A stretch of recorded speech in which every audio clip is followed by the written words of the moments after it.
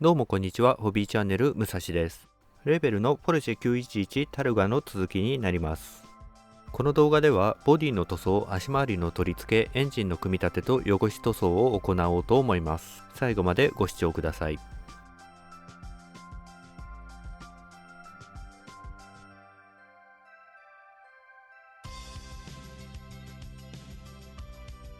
下地にファウンデーションホワイトを塗りましたが、リアフードのストッパーが抜き方向の関係なのか楕円になっていて気になったので 3D プリンターで出力したものに置き換えます。元々のモールドをくり抜いて 3D プリンターで出力した留め具をはめ込みます。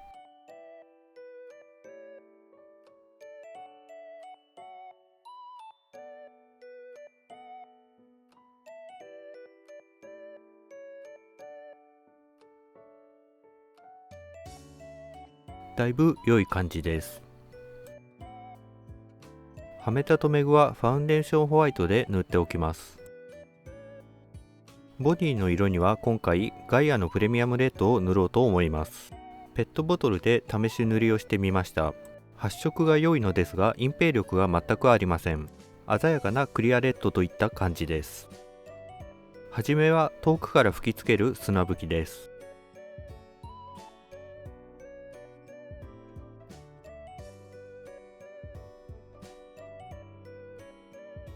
ボディは色の乗りにくい縁の方から吹きつけていきます。縁が塗れたら全体を砂吹きで塗っていきます。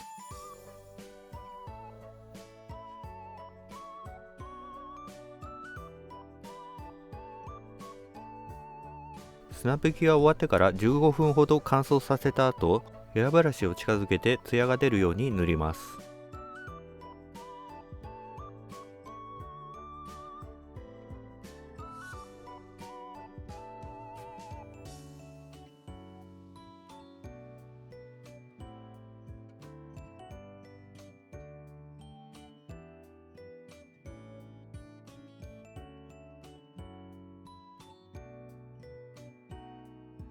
2度目以降の塗りは色が合うようにドアやフードを取り付けてから塗っていきました。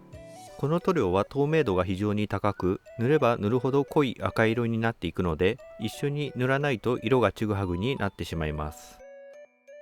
途中乾燥を挟んで今回は4回ほど重ね塗りを行いました。シャーシ側も下地にファウンデーションホワイトを塗った後にプレミアムレッドを塗りました。ほとんど見えない下側に高価な塗料を使うのはちょっと心が痛いのですが、合いそうな色が他に見当たらなかったのでボディと同じプレミアムレッドを使ってしまいました。クリア塗料を塗ります。赤色と同じように初めは砂吹きで拭きます。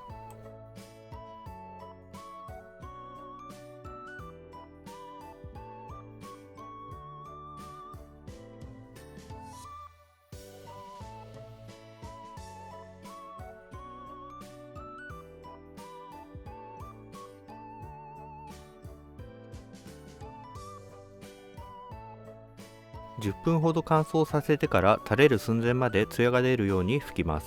クリアは途中30分ほどの乾燥を挟んで3回塗り重ねました。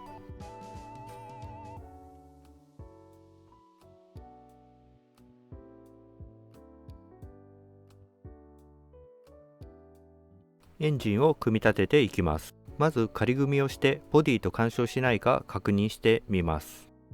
今まで貼って剥がせるセメダイン BBX で仮組みを行っていたのですが、ネバネバの粘着物がなかなか取れないので困っていました。何か良い方法がないものかと思っていたのですが、コメントで木工用ボンドが良いと教えていただいたので試してみようと思います。木工用ボンドはちょっと粘着力が弱く感じますが、たっぷりめに塗って半乾きの状態でくっつければ大丈夫そうです。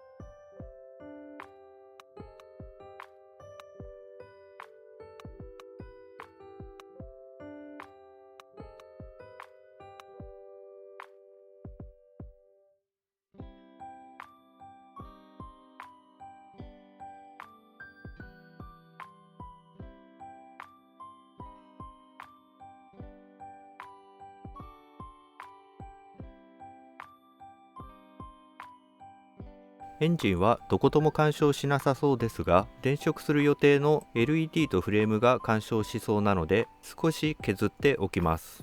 干渉しそうな箇所をマジックを使って印をつけた印に従ってフレームを切り飛ばしました。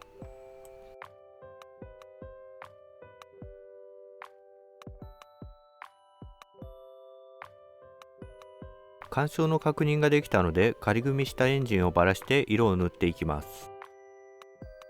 木工用ボンドは少し力をかければ剥がせて、ボンド自身も乾燥していればペリペリと取り除けます。教えてもらったように木工用ボンドは仮組みに最適かもしれません。今後仮組みはマスキングテープと木工用ボンドの併用でいこうと思います。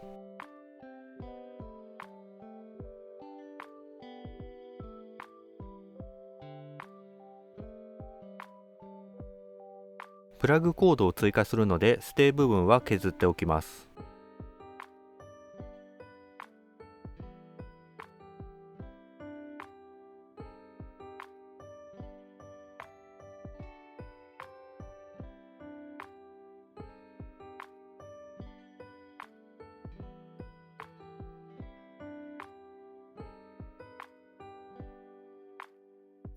エアブラシで全体を塗った後、細かいところは筆で塗っていきます。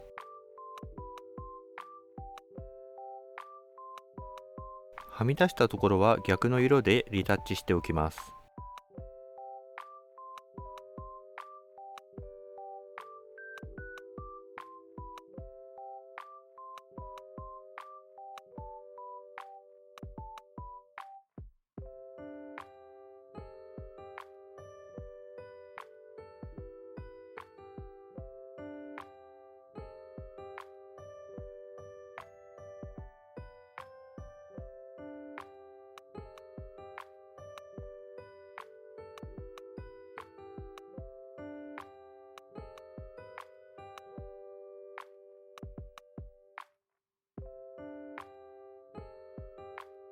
ヘッド部分は指定色の赤を塗りますが、境目のモールドがなく塗り分ける境界が曖昧なので、マスキングテープで境界を作ってエアブラシで塗装しました。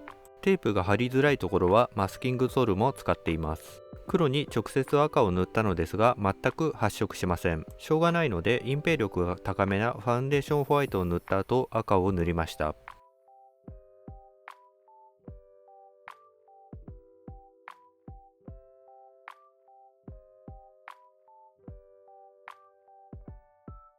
引き続き細かい箇所を筆で塗っていきます。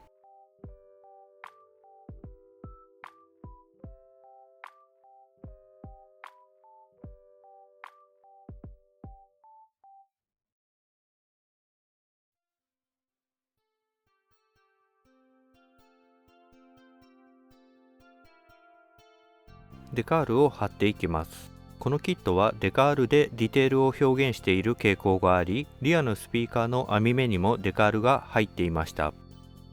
デカールですが薄いのに固めで、マークセッターでは柔らかくならずマークソフターが必要でした。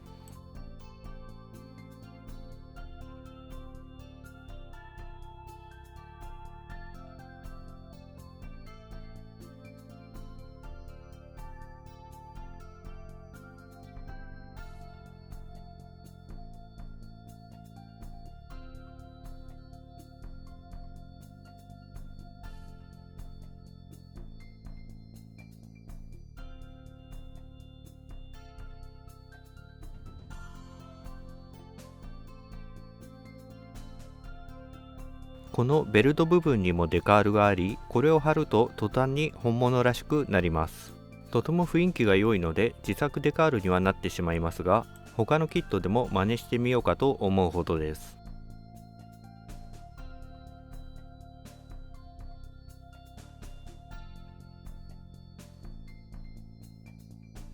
エンジンのこの部分のパーツですが、ちょっと歪んでいるようでぴったりくっつきません。端の方から流し込み接着剤を流して手で押さえながら部分で接着していきました。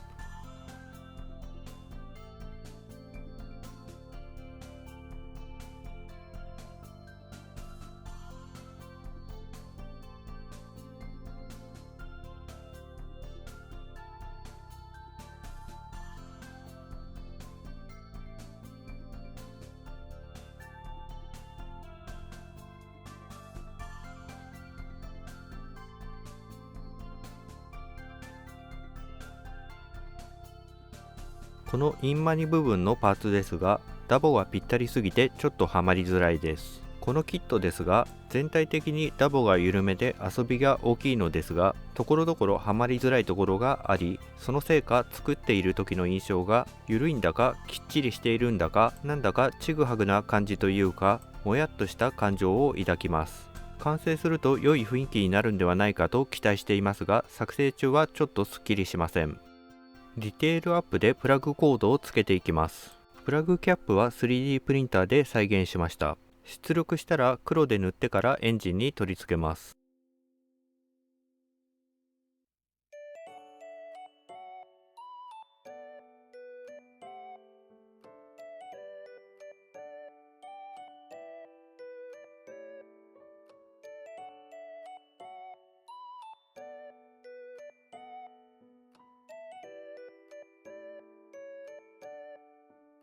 デスビ側はモールドを切り飛ばしてピンバイスで穴を開け、そこに出力したパーツを取り付けました。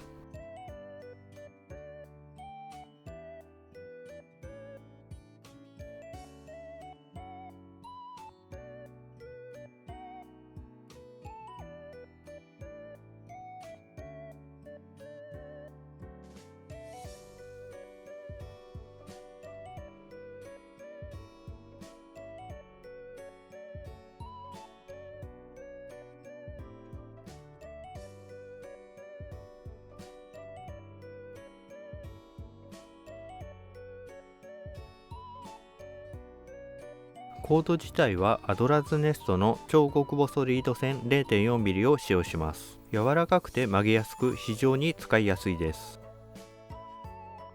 プラグ側に穴を開けているので、そこに瞬間接着剤をつけたコードを差し込んでいきます。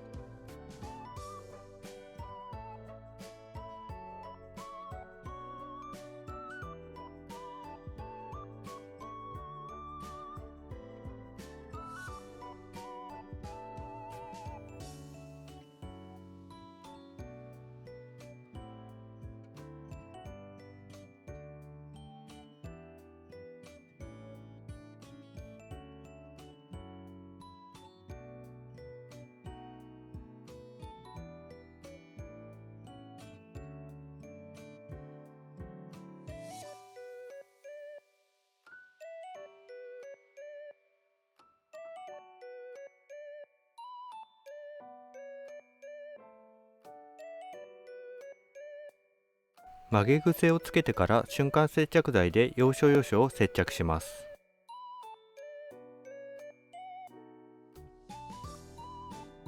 プラ板から切り出して作ったステーを接着します。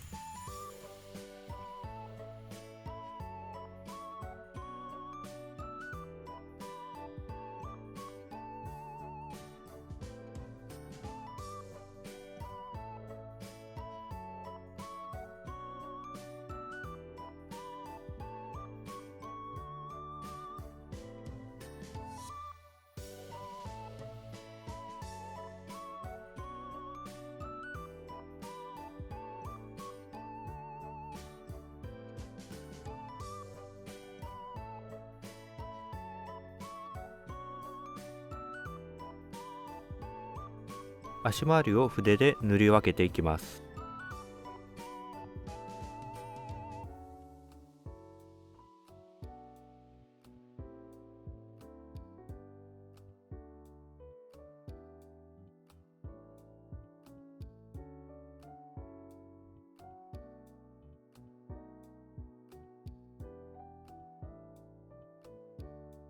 マフラーの出口は穴を深くして縁を薄くし、中は艶消し黒で塗ります。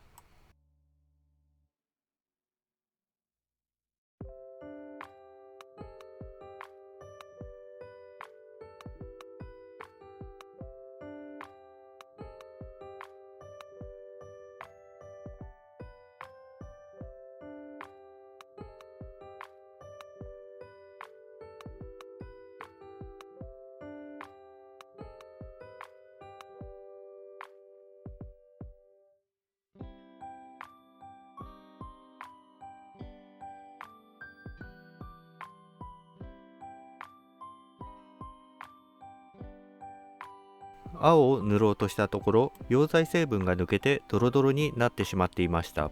固まりきってはいないので、溶媒液を使えば復活できそうです。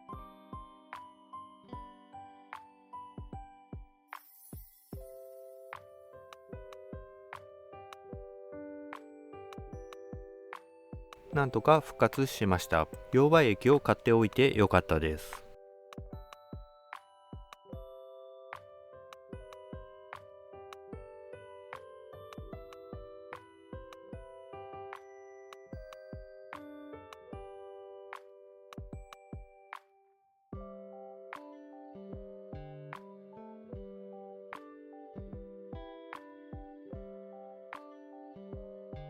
組み立てたエンジンをシャシに取り付けますが、レスビトプラグが邪魔になって入りません。干渉しているところを削ってから無理やり押し込みました。キットにない改造をしたり、説明書の順番を入れ替えて組み立てたりすると、いろいろ手を入れなくてはならなくなります。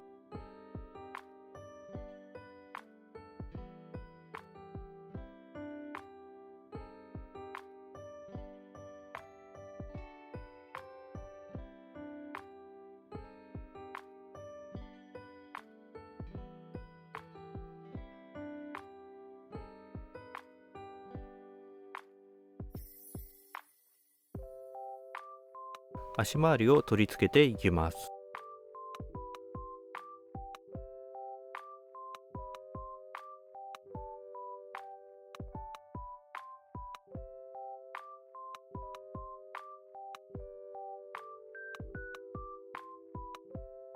ここのパーツはダボがシャーシを貫通しているので、裏側から流し込み接着剤で接着しました。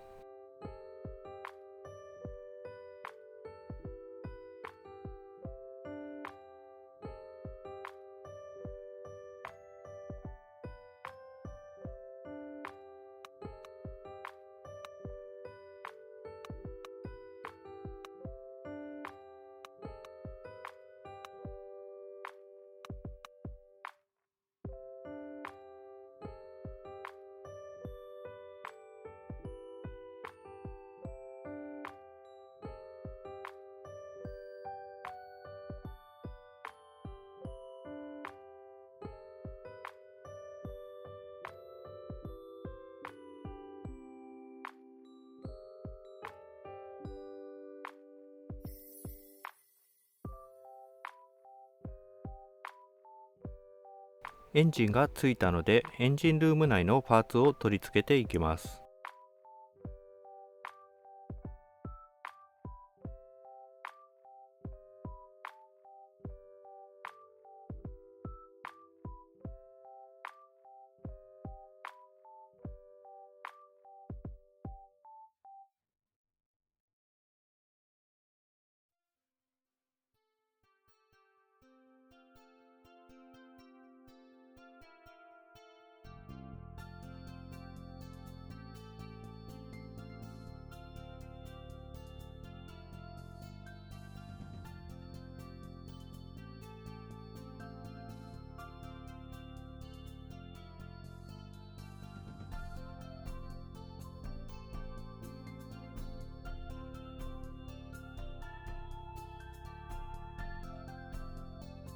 このパーツは引けがあるのでパテで埋めます。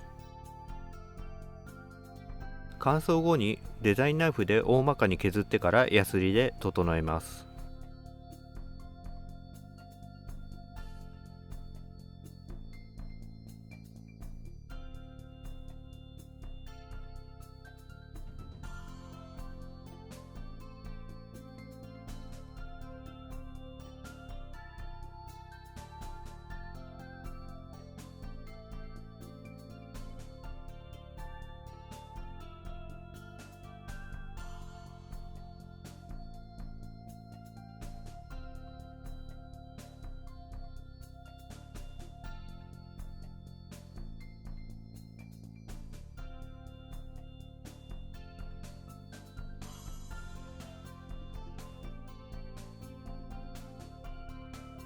エアクリーナーボックスは右側面から出ているキャップが邪魔をして入りづらいです。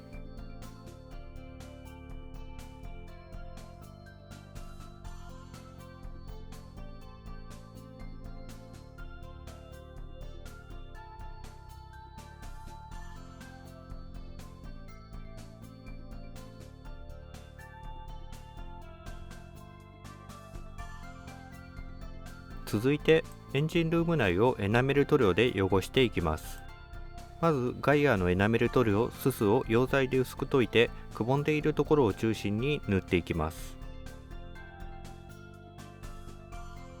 プラグコードもそのままでは浮いてしまうので汚しておきます。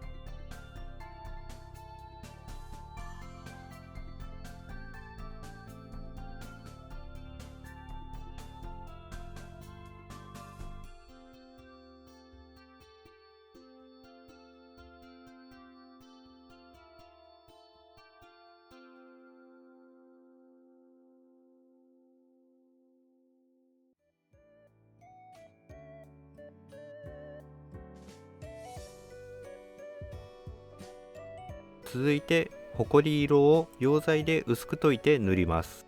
わざとムラになるように塗っています。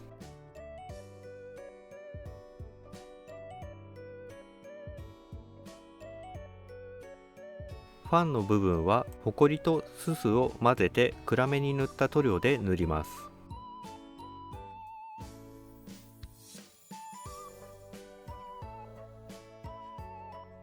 溶剤を含んだ筆でなじませてムラを調整していきます。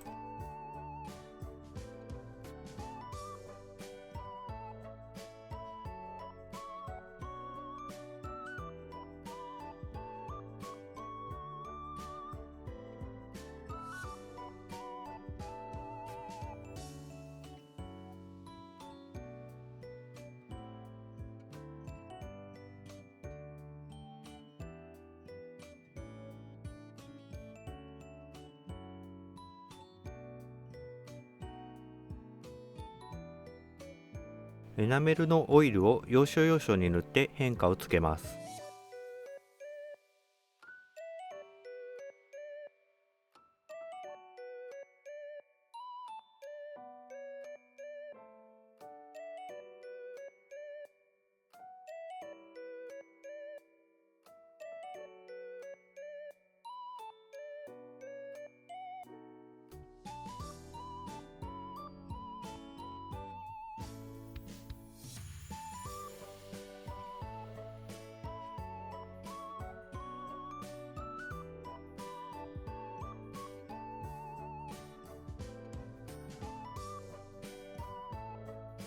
隔壁や側面はススとホコリを混ぜたもので汚します。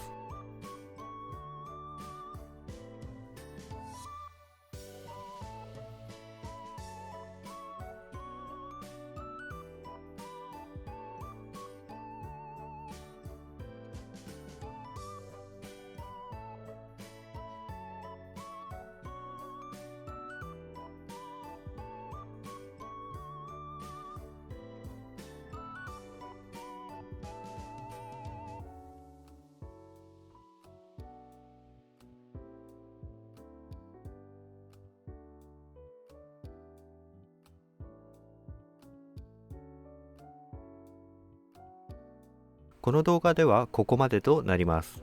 最後までご視聴いただきありがとうございました。